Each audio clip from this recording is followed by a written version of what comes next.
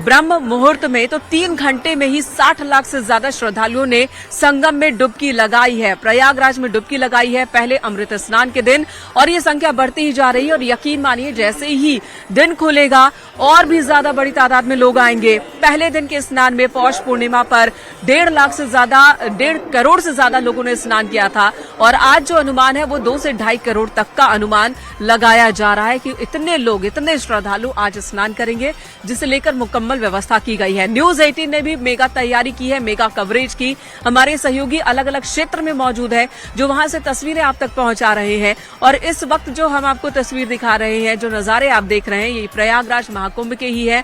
हमारे सहयोगी राजीव लगातार हमारे साथ मौजूद हैं। राजीव बताएंगे कि कैसे अखाड़ों का स्नान चल रहा है।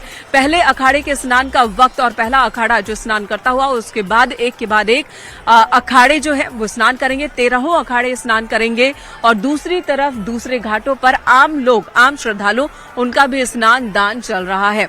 राजीव, आपके पास आती हूँ।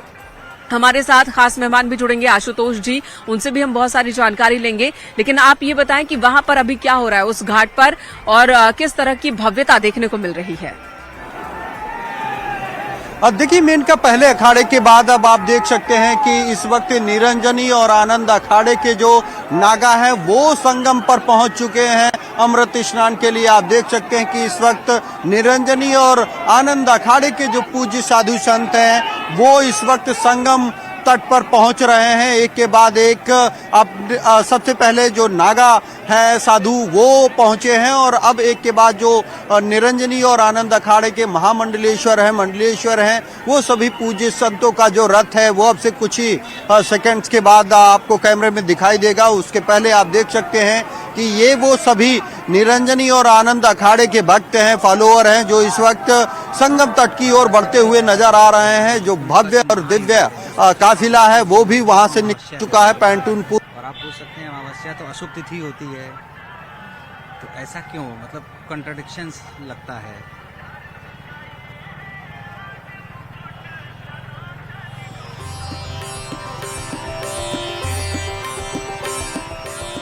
चलिए राजीव के पास दोबारा लौटेंगे। रुख रामगोपाल का कर लेते हैं, जो गोरखपुर से हमारे साथ मौजूद हैं, जहां पर सीएम योगी आदित्यनाथ की मौजूदगी है। और आज खिचड़ी पर्व के मौके पर सीएम योगी आदित्यनाथ ने पूजा अर्चना की, खिचड़ी का भोग चढ़ाया, लोगों को शुभकामनाएं दी और संदेश दिया। रामगोपाल, आपके पास आती हूँ। सीएम योगी के आज के कार्यक्रम क्या क्या हैं, किस तरह से हैं? बिल्कुल, मुख्यमंत्री योगी आदित्यनाथ आज दिन भर गोरखनाथ मंदिर में ही मौजूद रहेंगे, और यहाँ पे जो है खिचड़ी का प्रसाद वितरित किया जाएगा, उसमें रहेंगे। लेकिन इस वक्त जो तस्वीरें दिखा रहा हूँ ये मेन मंदिर का प्रांगण है, और आप देखिए यहाँ पे जो श्रद्धालु हैं वो अपने बारी का इंतजार कर रहे हैं। चूंकि जो क्राउड मैनेजमेंट है, लाखों की संख्या में श्रद्धालु यहाँ पे आए हुए हैं, लेकिन जो क्राउड मैनेजमेंट है उस मैनेजमेंट के तहत श्रद्धालुओं को 4 से 5 जगहों पर रोका जाता है, और 100 की संख्या में छोड़ा जाता है। महिलाएं और पुरुष अलग अलग।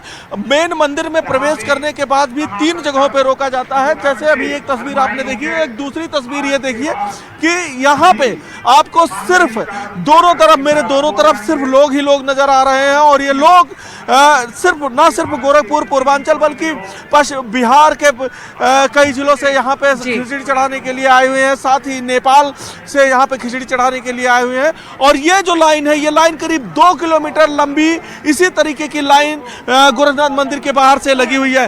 भाई साहब, कब से खिचड़ी आप लोग चढ़ा रहे हैं? कब से? अरे 5 बजे से आए। 5 बजे लाइन में लगे हुए हैं। कहाँ से आए हैं?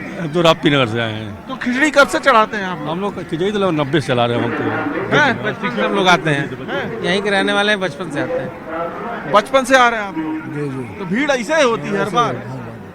हर साल लाइन में लग के इंतजार करते हैं? पहली बार आए हो क्या खिचड़ी? हाँ, पहली बार है। दोस्तों के साथ खिचड़ी चढ़ाने? भाई से आ रहा हूँ, त्रिवेदी कानपुर से आए हैं? 50 लोग नहीं जाते हैं कानपुर से। 50 लोग आए हैं? हाँ, कानपुर। बोलिए बाबा की जय हो। कहाँ से आए हैं? सजनवा से। तो ये देखिए, मतलब न सिर्फ पूर्वांचल उत्तर प्रदेश बल्कि अलग अलग। कहाँ से हैं? राम जानकी नगर से हैं। कब से चढ़ाते हैं खिचड़ी? अरे बहुत दिनों से चढ़ाते हैं सर।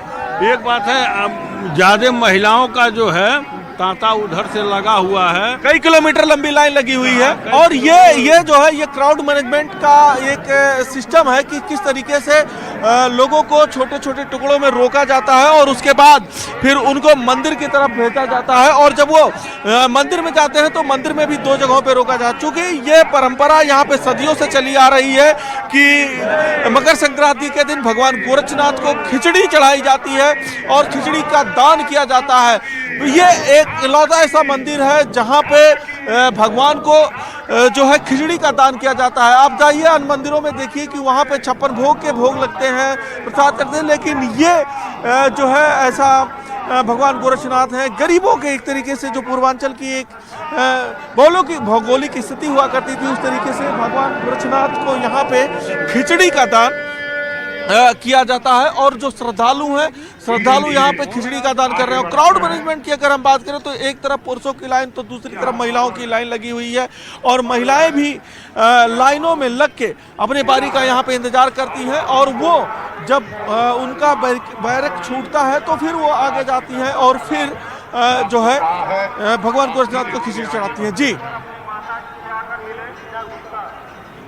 बिल्कुल रामगोपाल, बड़ी संख्या में लोग पहुंचे हैं और ये सभी सिर्फ उत्तर प्रदेश के नहीं है बल्कि बिहार के हैं, दूसरे प्रदेशों से पहुंचे हैं गोरखनाथ के आशीर्वाद के लिए, खिचड़ी के प्रसाद के लिए। और मकर संक्रांति पर खिचड़ी के दान की परंपरा है, यानी कि खिचड़ी पकी हुई नहीं तो कम से कम खिचड़ी को बनाने में इस्तेमाल होने की सामग्री जो होती है वो दान करने की भी परंपरा है। इसके बारे में भी हम अपने मेहमानों से बातचीत करेंगे।